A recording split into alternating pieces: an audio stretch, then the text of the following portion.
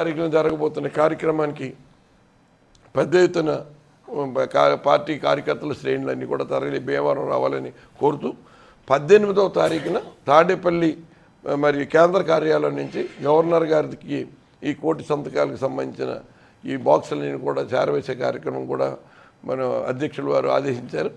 Governor గారు దానికి ఎంతమందికి పర్మిషన్ ఇస్తారో 175 మంది కోఆర్డినేటర్ని వెళ్ళాలని అనుకుంటున్నా. మరి గవర్నర్ గారు పర్మిషన్ ఇచ్చిన దాన్ని బట్టి ఉంటుంది కాబట్టి ఆ కార్యక్రమంలో కూడా మనం పాల్గొని విజయవంతం చేసి ఏదైతే కూటమి ప్రభుత్వం ద్వారా ప్రజలకు జరుగుతున్న దుర్మార్గాన్ని ఎండగడుతూ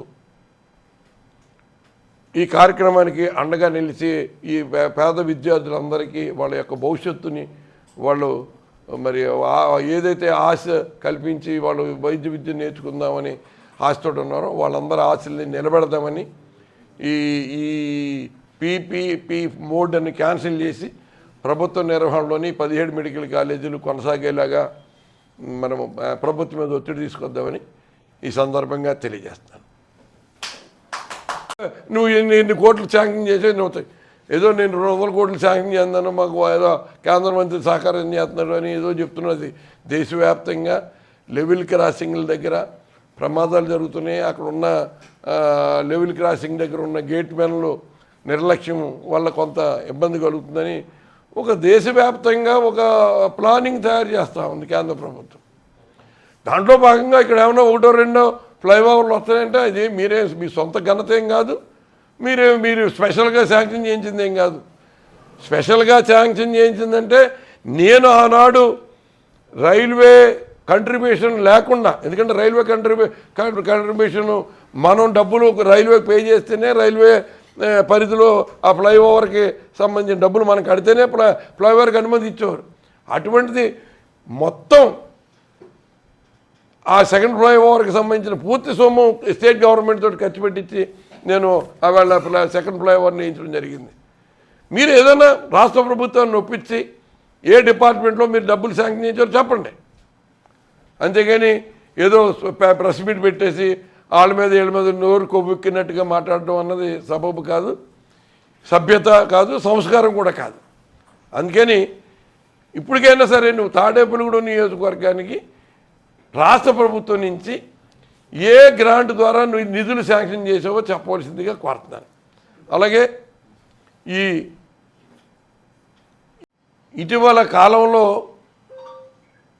కూటమి ప్రభుత్వం ఎంత పెద్ద ఎత్తున నిధులు దుర్వినియోగం చేస్తుందో, ఒక పక్క రాష్ట్రం అప్పుల పాలైపోయింది, శ్రీలంకలాగా మారిపోతుందని ఎన్నికలకు ముందు ప్రచారం చేసిన ఈ కూటమి నాయకులు చంద్రబాబు నాయుడు కానీ, పవన్ కళ్యాణ్ కానీ, లోకేష్ నాయుడు కానీ ఇవాళ 5 సంవత్సరాల వైఎస్ఆర్ కాంగ్రెస్ పార్టీ పాలనలో 2 సంవత్సరాలు కరోనా మహమ్మారి వచ్చిన ప్రజల ప్రాణాలను కాపాడడానికి వేల కోట్లు ఖర్చు చేసి ఉచిత వైద్యం చేసి వాళ్ళ ప్రాణాలు నిలబెట్టడమే కాకుండా ప్రతి కుటుంబానికి సంక్షేమ కార్యక్రమాలని ఏ ఒక్కటి కూడా వదలకుండా అందరికీ అందిస్తూ 335 కోట్లు 5 సంవత్సరాల్లో అప్పు చేస్తే ఈ కూటమి వచ్చిన 18 నెలల కాలంలో 2,67,700 కోట్లు ఇప్పటికే అప్పు తీసుకుని రావడమే కాకుండా అమరావతి నిమిత్తం ఇప్పటికే 34,000-35,000 కోట్లు అప్పు సేకరించి దానికి మళ్ళీ ఒక 14,000 కోట్ల రూపాయలు నాబార్డు నుంచి మళ్ళీ అప్పు తీసుకురావడానికి దానికి సంబంధించిన మద్యం అమ్మకాల ద్వారా వచ్చిన ఆదాయానికి దానికి కౌంటర్ గ్యారెంటీ ఇచ్చే విధంగా చేసి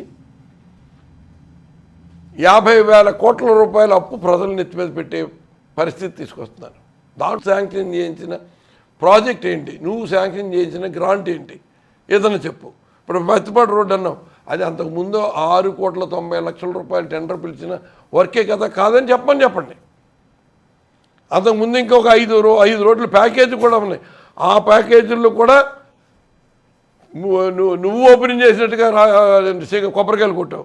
ఆ 5 ప్రాజెక్టులు కూడా నేను శాంక్షన్ చేయించిన శాంక్షనే దాంతోపాటు ప్యాకేజీలో పూర్తయింది. ఇంతవరకు నువ్వు ఏ గ్రామంలో కూడా ఇవాళ విప్పర గ్రామంలో 3 కోట్లతో వేసిన రోడ్డు కూడా నేను శాంక్షన్ చేసింది నువ్వు వచ్చి కొబ్బరిగా కొట్టావు.